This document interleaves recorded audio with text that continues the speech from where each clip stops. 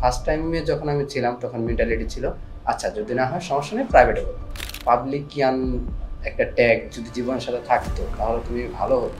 Last পর্যন্ত আর কি সিদ্ধান্ত নিলাম যে না, তাহলে আমি সেকেন্ড টাইম দেবো। আর সেকেন্ড টাইমের জন্য আমি চুজ করেছিলাম হায়ার এডুকেশন।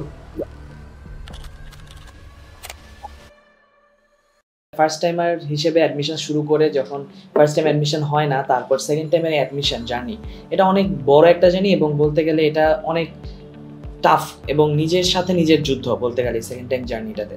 তো এই সেকেন্ড টাইম জার্নিটা তোমার কেমন ছিল এবং ফার্স্ট টাইম থেকে যদি শুরু করি আমরা, যে ফার্স্ট টাইমে তোমার চান্সটা কেন হলো না বা সেইখান থেকে সেকেন্ড টাইম জার্নিটা, এটা যদি আমাদের সাথে শেয়ার। আচ্ছা, যদি শুরুতেই বলি ফার্স্ট টাইম আমার চান্স কেন হয়নি, তাহলে আমি বলবো হচ্ছে ডেডিকেশনের অভাব প্লাস কনফিডেন্সের অভাব।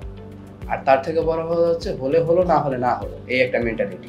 তা আমার ফার্স্ট টাইমে যখন আমি ছিলাম তখন মেন্টালিটি ছিল আচ্ছা যদি না হয় সমস্যা নেই প্রাইভেটে করবো।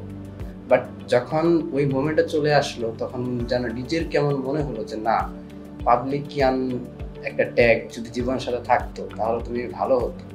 কিন্তু সময় এখন শেষ, এখন আমি কী করব। দেন ছিলাম ডিপ্রেশনে অ্যাজ ইউজুয়াল, সবাই যেমন থাকে।